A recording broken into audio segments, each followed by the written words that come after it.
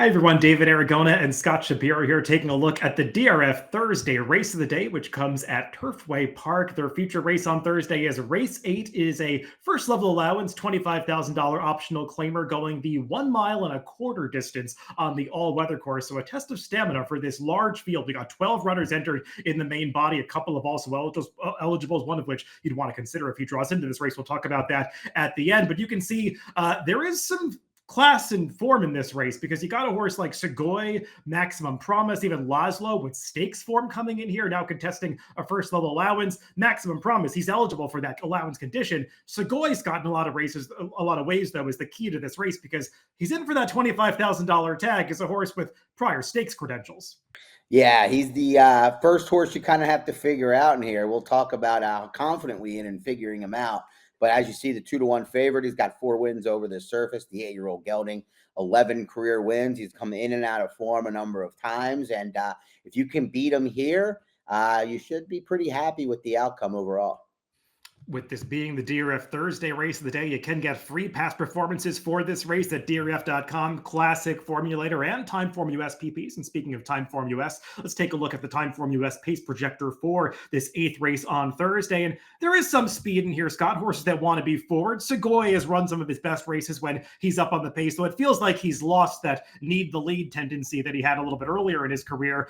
The 12 Prove is a horse that probably is going to want to go from the outside. The 6 Baytown Bruiser, he's a long shot in this race, but his best chance probably is to go forward. We'll see if he's fast enough to make the front.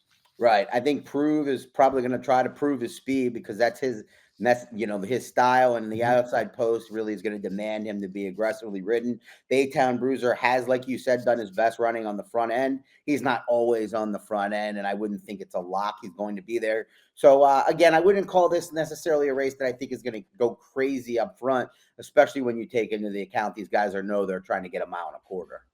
Yeah, and there are some real plotters in this race, so we'll see if this field is pretty spread out as they move down the backstretch. Let's go through this field from the rail out, beginning with the horse that, like I said, is probably the key to this race. The number 1 Segoy, pegged as the 2-1 morning line favorite, a horse who's won nearly $850,000 in his career, was a really nice claim by Mike Maker going back a couple of seasons, did very well with him, won a stakes at Sam Houston earlier this year. He's a horse that's placed in multiple stakes races since then. I guess the concern with him, Scott, is the last race. We'll actually take a look at the replay of his race 2 back just to kind of prove that it wasn't so long ago that he was in form that would crush this field. I mean, this effort at Kentucky Downs 2 back, he was chasing home some pretty nice horses in Risk Manager, who came back to win in New York, Gilded Kraken. There were some classy horses in behind him this day, but it's the effort after this when they went to Remington Park and looked like Segoy was finding himself in a pretty nice spot to maybe pick up another stakes victory, but he really folded his tent at the top of the stretch that day. He sure did, and then we don't see him for over 2 months. He ends up here, like you said, in for the tag, $25,000, trying to kind of do something that he used to do. But what's been interesting, or is interesting, is that he didn't race at Turfway last winter, and now all of a sudden he appears here for 25. So it's not like this is the normal move. Recently, he has races very recently, as we showed one of them that go back to, that crushed this field. But to me, it's just not the kind of horse I'm going to want to gamble on, particularly on a day, opening night or, opening week when there's a lot of variables. Yeah, Turfway probably one of the only places in the country, if not the only place, where you can race for a $25,000 tag and for a $102,000 purse. So maybe it's a shrewd move by the connections, but there definitely are some questions surrounding the morning line favorite. The number 2 is a Pruder. He's one of those horses I was referencing earlier that just has no early speed whatsoever. He's a deep, deep closer. He's now moving into a new barn. He's actually moved around from one barn to another over the past year quite a few times now with Dale Romans, who does do well with all types of horses. Dale, not really known as a synthetic trainer per se. And I guess my biggest knock against this horse, Scott, is that I can't really expect too much improvement because he's been in some really sharp barns going over the past year. Exactly. You look at the Pletcher barn, the Cox barn, Dutrow, these are all barns that pretty much know what they're doing. And then this is a New York bred that has no speed, like you mentioned. To me, it feels like this is just taking a chance on a surface switch and more ground with a horse that's training like he's pretty slow and, just kind of hoping because, like you said, Dale Romans, he is not one of the Kentucky trainers that sends his top string to Turfway. He likes to head down to Florida, although he might be politicianing this year. So I don't know. Some reasons for Dale to stay back in Kentucky this year. The number 3, Maximum Promise, a horse who's got some real back class, especially going back to last winter at Turfway Park, where he was actually third in the premier race for the 3-year-olds, the Jeff Ruby Stakes, behind the likes of Final Gambit and Flying Mohawk. Also ran better than it looks in the John Battaglia prior to that, so you know that he handles the synthetic course at Turfway Park. And since then, Scott, he hasn't won. I mean, that's why he's still eligible for this race. He's only got that one victory in his career going back to his 2-year-old season, but he's held his own against some pretty tough company. It feels like Ken McPeak and the connections are finally getting realistic and settling on first level allowance competition with him. And he did run pretty well in the last race on the turf. He sure did, but you mentioned the Battaglia Memorial, and I'm holding on to prior opinions here maybe, but I remember that race. I loved them, in the Jeff Ruby, because against the race shape, totally. I mean, it was California Burrito loose on the lead, Baby Max for Kelsey Danner, who I know we spoke about a little bit on the previous previous race preview, had that horse. And then Maximum Promise was the main one making up ground, then comes back and does it again, going longer with a more favorable race shape. I think he loves the all-weather here. It's a big step up. Like you said, he's a one-time winner taking on a veteran like Segoy. Big step up in that sense. But I think he's an all-weather horse, and I think he's going to show it here. Yeah, he definitely has the class lines. And I don't really think about Ken McPeak as a trainer that concentrates on Turfway Park or synthetic form in general. So I was surprised when I looked up his stats in DRF Formulator, and Ken McPeak actually has a positive ROI in Turfway Park route races over the past 5 years. The number 4, Copper Missile, another one of these horses that does not have a whole lot of early speed. He'll be coming from towards the back of the pack. He's also a horse that's coming off a layoff, so you've got that question to contend with. His trainer, Matthew Sims, has done well with a very small sample of horses coming back off layoffs, though mostly at Belterra Park, not at a circuit like Turfway. This horse, Scott, he was pretty steady last year. I will say, watching some of his replays, you do want to note he probably was going to win that 1.5-mile race back in March, where there's no trouble noted in the comment lines. And just as a general note, you probably want to watch replays at Turfway and not rely on the comment lines. But this horse was completely blocked in the stretch of that race and probably would have gotten the job done. I just don't know, Scott, if even his best race off the layoff is good enough to beat this field. Good point. And I mean, he had a real good year last year, over the all weather. He's probably best over it, but he came in with a race or two before the meet started. I think Matthew Sims, pretty good trainer, the son of Phil Sims. I think he gets the most of what the stock he gets, and his numbers pretty much show it. So I wouldn't be surprised if this horse hits the board, but it is a pretty big move up in class to take on the likes of Segoy and Maximum Promise.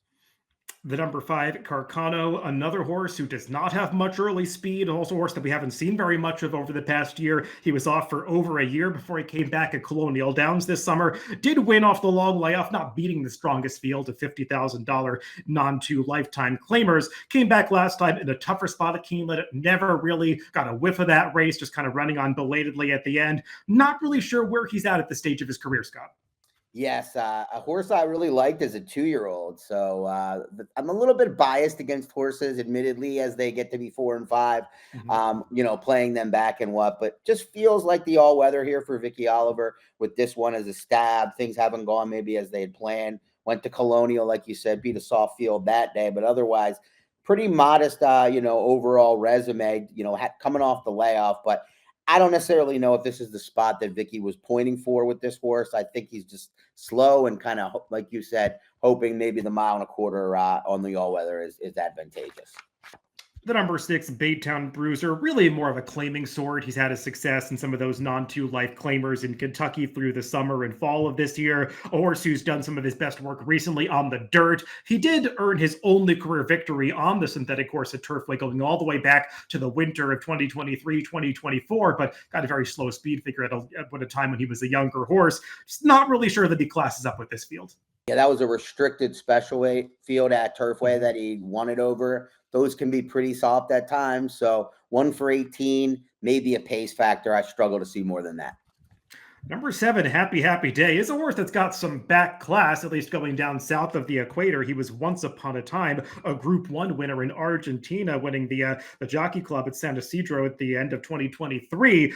Things have not really gone according to the plan for him since then, even down in the Southern Hemisphere, and especially since coming up here for trainer Paulo Lobo. His only victory was earned against much weaker competition at Belterra, 2 back. He got a perfect trip to win that day. He was not really competitive against tougher last time, so not sure that he's quite good enough to win on this circuit. Yeah, you said most of the stuff that I would think is important. The fact that he had to go to Belterra to be competitive is the negative. The only positive I could come up with really is Paulo Lobo is one of the trainers that kind of points to this meet, evidenced by his 208 ROI over the last 2 years here at Turfway. But on form, just kind of tough to come up with other unless you're going to the back class.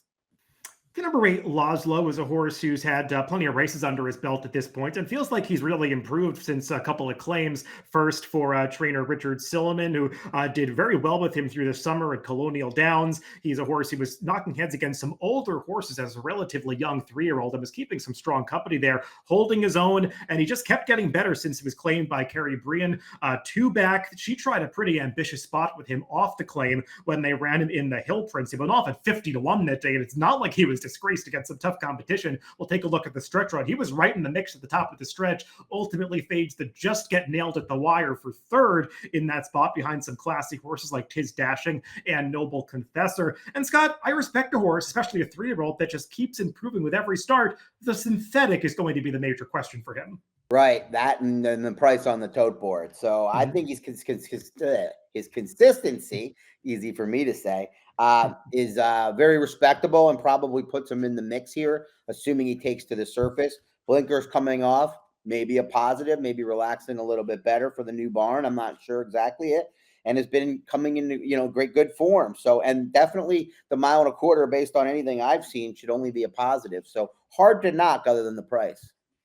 The number 9, the Hidden Chamber, is a horse who has tried this level a number of times recently in local Kentucky circuits. Had the best result, though, when he went out of town to Horseshoe Indy 2 back, where he closed for 3rd, sort of a one-paced close through the stretch to get up for 3rd that day. And that's kind of this horse's MO. Doesn't have a whole lot of early speed. Yet another one of those in this field that's just kind of a plotter. He's going to hope the pace comes apart. Probably will get the distance. Just depends on how fast he does it.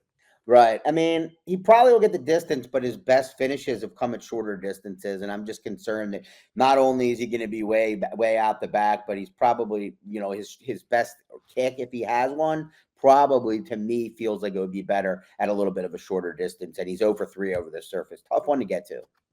The number 10, August Rain, one of the more intriguing runners in this race because he's another one who's had stakes success going back in the past. If you go all the way back to the summer of 2024, he was the winner of the Grade 3 Canadian Derby, the Grade 3 British Columbia Derby at Century Mile and Hastings, a horse who's had a lot of success up in Canada, the lesser, tracks in Canada on the dirt. Synthetic is a completely new ballgame for him, and he's also switching into a new barn here now with trainer Michael Stidham. I don't know what to make of this horse, Scott. I mean, he does have a little synth pedigree if you search through on the dam side. His dam did win twice on this surface, but just kind of feels like they're trying something new and, guessing with a new horse in the barn.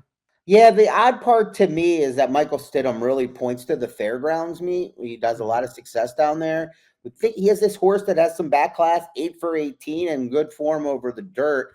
I'm not really sure why he's here, and that maybe a 10-1 or higher is if that's the case, is a silly reason to kind of point, to be negative on a horse, but it's interesting. This Danny Sheehy has not been all that great in, I know he was an exercise rider for the Walsh barn. I think I want to see a couple from him at Turfway too, especially with outside posts. The number 11, Ultimate Strike, is a horse who's got some things to prove from a class standpoint in this race because his last victory came at a $16,000 claimer non-winners of 2 life, 3 back at Churchill Downs. Kind of interesting that he's even entered in this race for trainer Norm Cassie, who typically starts his horses in spots where they look to be competitive, and this one does seem like he's a bit of a reach in this race, and just kind of interesting at all, Scott, that Norm is running a horse on synthetic because he doesn't participate at the Turfway Park meet much at all in recent seasons. I am surprised by this entry as well. I can't take it as much of a positive, but just taking the horse on the surface, and I know the Norm. I agree with all the Norm points there for sure. Definitely wasn't the goal when they claimed this one for 40,000. So taking the horse on the surface. I mean, he's got some races that maybe can pick up the pieces here, but another that seems pretty up against it. Maybe the distance is what they're attracted to. Rounding out the main body of the field, the number 12, Prove. He's going to be looking to get over from that outside post by showing a little bit of early speed, something that he did 2 back when he broke his maiden in gate-to-wire fashion at Saratoga. That was only against $50,000 maiden claimers, but he did beat a next out winner that day. And when he came back to face winners for the first time in a starter allowance, that was a roughly run race where there was an incident on the clubhouse turn. He was actually one of the horses that caused the incident. He clipped heels from behind with another horse that went down. There was an issue behind, and he stayed on for 3rd. third. Scott, this is a horse that I've been following on the New York circuit because I've always had the opinion that he's the kind of horse that just wants to gallop along and run all day. I really liked the way that he finished in that gate to wire victory at Saratoga. I think the 1.25 mile distance is going to be right up his alley. Motowns, the progeny, have done pretty well on the synthetic surfaces. He's 14% with his synth route runners if you look up the stats in DRF Formulator. So I have some hopes that this horse can handle the surface, and I do think the distance will work. We'll just see if he classes up. That's interesting because you look at the pedigree, both sides are very sprinty, but they debuted immediately out of the Wilson chute. So clearly, you know, what they saw. I struggled to figure out why he was here. Maybe the distance, like you said, but very interesting entry here. That's going to be a good price. We'll have to really, use that speed from the outside, but should be able to.